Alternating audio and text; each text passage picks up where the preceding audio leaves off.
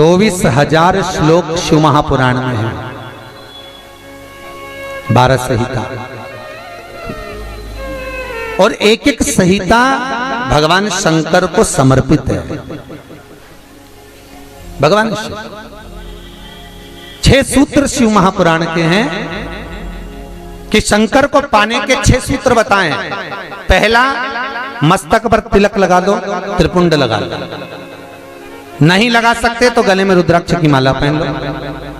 इतना भी नहीं कर सकते, तीसरे नंबर का सूत्र है कि भगवान शंकर का मंत्र जाप कर लो, नमः शिवाय, ओम नमः शिवाय। ये भी नहीं कर सकते तो मंदिर में शंकर जी को 1 लोटा पानी चढ़ा दो, चौथा सूत्र। 5वां सूत्र है, इतना भी नहीं कर सकते तो किसी शंकर के मंदिर के पास में से निकल कर चले जाओ तो शंकर के मंदिर का शिखर का दर्शन हो जाएगा। शिखर दर्शनम सर्व पाप नाशनम, बस उतना भी बहुत है। ये 5। और 6ठे नंबर का सूत्र है, अगर इतना भी नहीं कर सकते तो पूरी जिंदगी में अगर 12 ज्योतिर्लिंग पर पहुंचकर शंकर की कथा को सुन लोगे तो फिर दूसरा जन्म नहीं होता। ये 6 सूत्र शंकर को पाने के हैं, भगवत भक्ति को पाने के हैं, भगवत तत्व को पाने के हैं। 6 सूत्र है, शंकर का अनुमोदन करें। ऐसी कौन सी भूमि है, ऐसी कौन सी जगह है जहां शंकर नहीं है? हर जगह, हर तत्व में, कण कण में, हर जगह पर वही तो समाया है।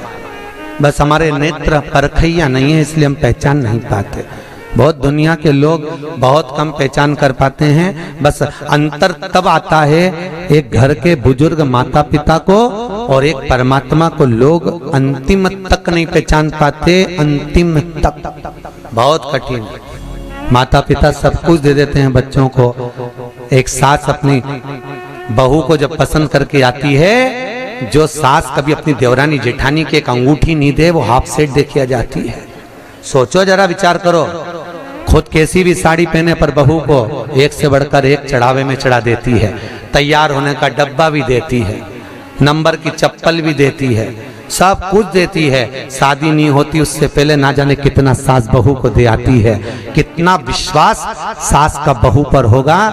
और बहू जब पहली विदाई में घर से सास के यहाँ से जाती है तो अलमारी में ताला लगा के चाबी घर ले जाती है। सोचो, सास ने कितना विश्वास करा, सब कुछ दे दिया, और बहू ने ऐसा विश्वास करा कि चाबी तक बटोर के पहली विदाई में ले गई। पहली विदाई क्यों? क्योंकि नंदे आई है, डोकरी निकाल के ना दे दे कच्छू। विश्वास कहाँ, भरोसा कहाँ, पूर्ण तक कहाँ है? भगवान शंकर की कथा कर रही है। 6 सूत्र में से अगर एक सूत्र भी भगवान शंकर का आपकी जिंदगी में आ गया तो जीवन का आनंद देने वाला हो गया। ध्यान देना, कन्यादान जो तुमने करा है उसका पुण्य तुम्हारे मरने से पहले हो सकता है कि समाप्त हो जाए। अन्नदान जो तुमने करा है उसका पुण्य हो सकता है तुम्हारे मरने से पहले समाप्त हो जाए। क्योंकि कई लोग कहते हैं हमने कन्यादान करा, हमने वस्त्र दान करा, हमने मुद्रा दान करी, हमने स्वर्ण दान करा, हमने अन्न दान करा, हमने भागवत कराई, हमने रामायण करवाई, हमने गीता करवाई, हमने तीर्थ करे, हमने व्रत करे। ये सारे पुण्य तुम्हारे खाते में हैं। एक पलड़े में तुम्हारे पुण्य रखे हैं, पर एक पलड़े में जो पुण्य इकट्ठे करके रखे हैं तो पाप भी तो देखो कितना करो। पाप भी तो देखो, मालूम पड़े मुंह से किसी की निंदा कर दी, उसी पुण्य में से कम हो गया। हुआ कि नहीं हुआ? अरे बोलो तो सही, अब 200 रुपए लेके आई थी, अब 200 रुपए में से खर्चा करते जा रहे हो तो होगा कि नहीं होगा खर्चा? थोड़ा गलत बोल दिया, पुण्य समाप्त हुआ। किसी को अपशब्द बोल दिए, पुण्य समाप्त हो गया। किसी के लिए गलत देख लिया, पुण्य समाप्त हो गया। किसी के लिए गलत सुन लिया, पुण्य समाप्त हो गया। हमने पुण्य तो बहुत कमाया, हमने ढेर पुण्य इकट्ठा करा। कन्यादान, वस्त्रदान, अन्नदान, मुद्रादान, स्वर्णदान, भागवत, रामायण, गीता, यज्ञ, अनुष्ठान, संत पूजा, गुरु पूजा, सब कुछ करी, पुण्य तो ढेर इकट्ठा करा।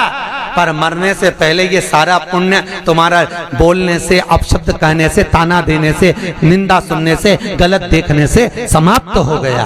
पर शिव महापुराण की कथा कहती है सारे पुण्य तुम्हारे मरने से पहले भले समाप्त हो जाएंगे, पर शिव महापुराण की कथा यदि तुमने भूल से भी 5 मिनट की भी सुन ली तो वो जिंदगी भर अटल और अमर हो जाती है, वो कभी समाप्त नहीं होती।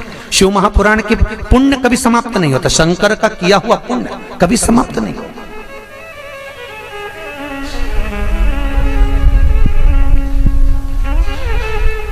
आज वो कोई कह रहा था गुरुजी वो हम पोटलियां बना के लाए हैं तो एक एक मंदिर में पोटली चढ़ाएं और कई चढ़ाएं। हमने कहा लो आए हो इतनी दूर तीर्थ करने के लिए 5 रुपया 10 रुपया 2 रुपया करो, जो तुम्हारी मर्जी पड़े चढ़ाओ।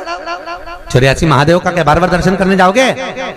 ब्रज 84 कोस की परिक्रमा तो तुमने ना जाने कितनी बार लगा ली होगी ब्रजमंडल में पहुंचकर, पर 84 महादेव का दर्शन करने के लिए आए हो। और वो 84 महादेव जिसको स्वयं भगवान शंकर की बहन छिप्रिया ने प्रकट किया था, शंकर के ही रूप तत्व से 84 रूप में उनको प्रकट किया है। 6 सूत्र में से एक सूत्र भी अपनी जिंदगी में उतारा तो जीवन सार्थक हो गया। मात्र भगवान शंकर की पावन कथा का रसतत्व ग्रहण करें। एक देवराज नाम का ब्राह्मण शरीर में ताप पड़ गया और शरीर में ताप पड़ने के कारण बहुत ताप पड़ा तो शंकर के मंदिर में पहुंच गया, बैठा। अब वहां तो थोड़ी थोड़ी देर में शंकर के मंदिर में कथा हो रही थी, प्रवचन चल रहे थे, शिव महापुराण का चरित्र चल रहा था और ये थोड़ी थोड़ी देर में पंडित जी चिल्लाए हर हर महादेव। अब जैसे ही पंडित जी चिल्लाए तो इसके शरीर में ताप पड़े, इसको आ रहा बुखार। अब बुखार आए और कहीं का चिल्लाए, सिर दर्द हो और कहीं का चिल्लाए तो बड़ा बुरा लगे महाराज। अब इसको तो बड़ा अंदर से खटकाओ कि बताओ मेरे तो शरीर में ताप पड़ रहा है, महाराज हर हर महादेव चिल्ला रहा, पर बोल सकता नहीं। ताप पड़ते पड़ते पड़ते पड़ते थोड़ी देर में ये यहाँ से चला शंकर के मंदिर से कथा श्रवण कर कर थोड़ी देर भले ताप पड़ा, बुखार आया, सिर दर्द हुआ, सब कुछ हुआ, पर शंकर की कथा तो शरीर में पहुंच गई, इस आत्मा तक पहुंच गई। होता है जब घर से चले होगे तो सोचे पाँव दुख रहा है, बुखार आ रहा है, सर दर्द हो रहा, ये हो रहा वो हो रहा, पर शंकर के धाम में पहुंच गए तो अब ये सोच लो कि तुम शंकर के हो गए, तुम शिव के। यहाँ बिठले सेवा समिति के कहने पर नहीं आए, यहाँ पाठक जी के कहने पर नहीं आए, यहाँ हमारे कहने पर नहीं आए, यहाँ तो हम भी बुलाते तो तुम नहीं आते, क्योंकि ये नगरी महाकाल की है।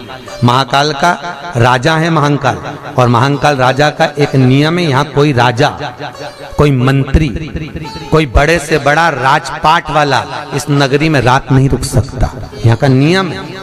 क्योंकि यहाँ एक ही राजा, कौन सा? महाकाल राजा, बस उसी का राज्य चलता। तो जब उसके घर में आए हो तो हम कौन बुलाने वाले? बोलो तो सही। उसने बुलाया, उसने ठहराया, उसने खिलाया, उसने घुमाया, 5 दिन घूमो फिरो, उसका दर्शन करो, आनंद करो, घरे जा। घर वाले पूछे कहाँ गई थी तो कहना महाकाल के घर गई थी, उसने बुलाया। रामकृष्ण परमहंस जी से एक ने कहा, रामकृष्ण परमहंस जी से बोले, अरे रामकृष्ण परमहंस जी, हमने सुना है कि माता जगतजननी जगदम्बा शारदा भवानी माँ देवी आपसे बात करने के लिए आती हैं, आपसे मिलने के लिए आती हैं। रामकृष्ण परमहंस जी ने कहा, तो रामकृष्ण परमहंस जी, अगर देवी जी तुमसे मिलने आती हैं, देवी जी तुमसे बात करने आती हैं, जगदम्बा तुमसे मिलने के लिए आती है, तो रामकृष्ण परमहंस जी एक काम करो ना, एक आध बार माता जी को हमारे घर भी भेज दो। हंसी उड़ाने वाले तो कुछ भी बोल देते हैं, एक आध बार माता जी को हमारे घर भेज दो। रामकृष्ण परमहंस जी ने कहा ठीक है, एड्रेस बता दो, देवी जी को तुम्हारे घर भेज देंगे। बोलो एड्रेस क्या है? उस व्यक्ति ने कहा फलाना गली में, फलाना मोहल्ले में, ये वाले मकान में, इस नंबर में, इस जगह पर मैं रहता हूं। रामकृष्ण परमहंस जी ने कहा, स्वामी विवेकानंद के गुरु रामकृष्ण परमहंस जी कहते हैं, जो एड्रेस आपने दिया ये तो आपके घर का, ये आपके घर का एड्रेस है, आपका एड्रेस दीजिए, आप कहाँ रहते हैं? उसको लगा मैं दुकान पे रहता हूँ, तो हो सकता दुकान का मांग रहा है, उन्होंने दुकान का एड्रेस दे दिया। रामकृष्ण परमहंस जी बोले ये तो दुकान का एड्रेस है, आप कहाँ रहते हो, आपका एड्रेस दो। तो रामकृष्ण परमहंस जी के शब्द सुने तो उस व्यक्ति ने कहा ये हमारा ही तो एड्रेस है। रामकृष्ण परमहंस जी बोले जिस घर का एड्रेस दिया वो तो घर का है, जिस दुकान का एड्रेस दिया वो तो दुकान का है, कि दुकान यहाँ है वो वहां घर है, तू कहाँ रहता है, तेरा एड्रेस बता, तू रहता कहाँ है। रामकृष्ण परमहंस जी के शब्द सुने, उसने चरण पकड़ लिया और रामकृष्ण परमहंस से पूछा आप बताओ कि मेरा निवास कहाँ है। रामकृष्ण परमहंस जी कहते हैं इस शरीर का आखिरी निवास तो शमशान है, मनुष्य वहां निवास करने वाला है। बस ये आत्मा परमात्मा के चरणों में रहे और शरीर आखिरी में वहां पहुंच जाता है, आखिरी में। बड़े आश्चर्य में लोग बताते हैं हम वहां रहते हैं, तुम नहीं रहते, तुम्हारा घर रहता है, तुम चले जाओगे घर में ही रह जाएगा, अभी तुम्हारा एड्रेस है फिर तुम्हारे बेटे का हो जाएगा। अरे बोलो तो, फिर बेटा गया पोते का हो जाएगा, पौता गया पर पोते का हो जाएगा। वो तो घर का पता है, तुम्हारा एड्रेस क्या है, तुम किस पते पे रहते, अताना पता जबरदस्ती के लापता घूम रहा, काय का पता तुम्हारा,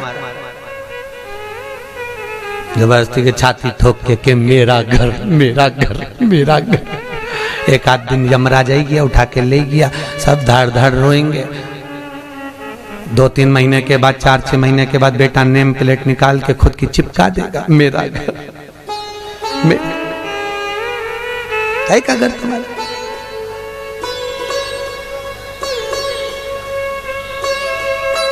क्या कहा सज धज के जिस दिन मौत की सहजादी आएगी न सोना। हमसे भी लोग कहते हैं गुरुजी तुम कथा वाचते हो इतना सारा सोना मोना पहन के पहनते हो, तो हमने कहा जजमान लोग दे तो क्यों नहीं पहने। अरे बोलो तो दीजिए, कई करे कई बाद में जोड़ जोड़ के औलाद के देखे ना, है तो तुम्हारे पास भी, बस तुम भी जोड़ जोड़ के लाख कर में अलमारी में लाख कर में, और एक आध दिन मर गई और सारा पड़ा की पड़ा रह गया, ऊपर जाके याद करेगी वाला हार तो पीना ही नहीं, फिर कई मतलब का सब पहना कई करे वो कर।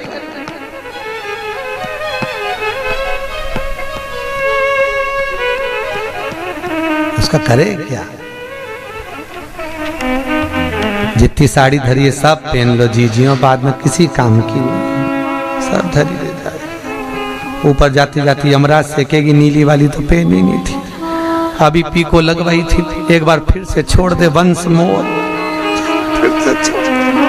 भगवान भी यमराज भी कहेगा चल ऊपर चल, अब कहीं नहीं पहने, ले गया वही करे। खूब जोड़ा, आखिरी में यही छोड़ा, और फिर इतना बड़ा फोटो टंगा, उनमें प्लास्टिक के फूल की माला, और वो भी पंखा में माला यूं हिले, पंखा में माला हिले और डोकरी फोटो में स्माइल दे।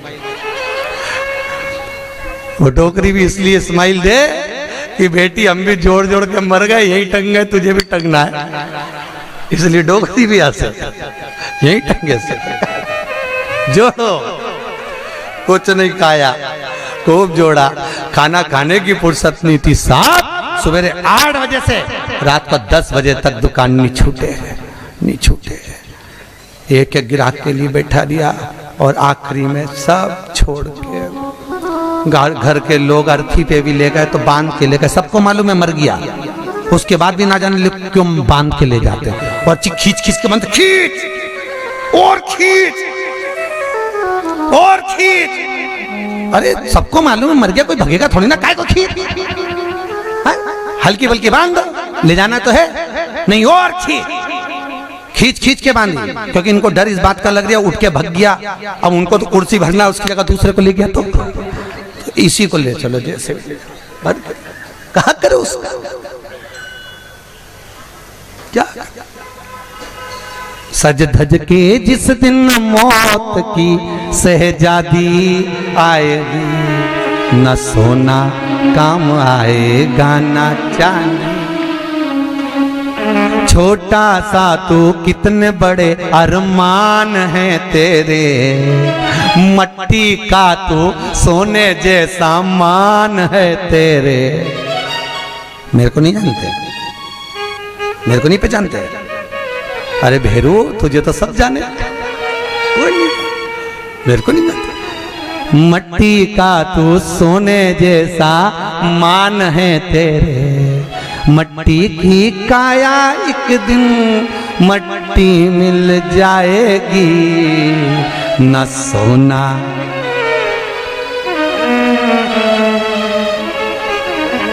कई करोगा फिर।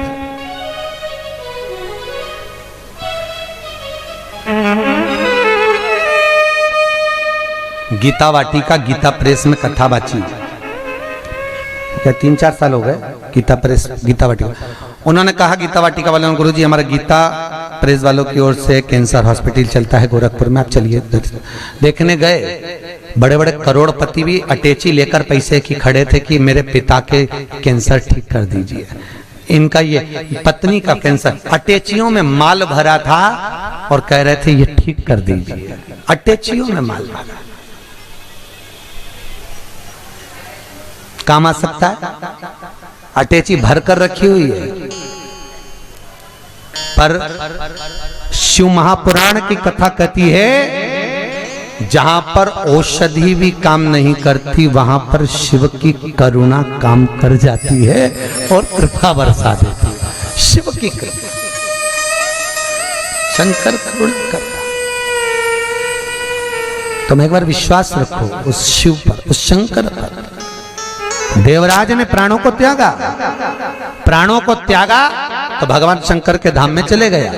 क्योंकि भले 5 मिनट की भी कथा सुनी हो, चलते चलते भी अगर शिव महापुराण तुम्हारे कानों में पड़ गई हो, चलते चलते भी अगर तुम्हारे कानों में एक शब्द भी शंकर की कथा का मिल गया हो, तो वो शंकर की कथा कभी छिन्नित नहीं होती, वो शंकर से मिला देती है। शंकर से,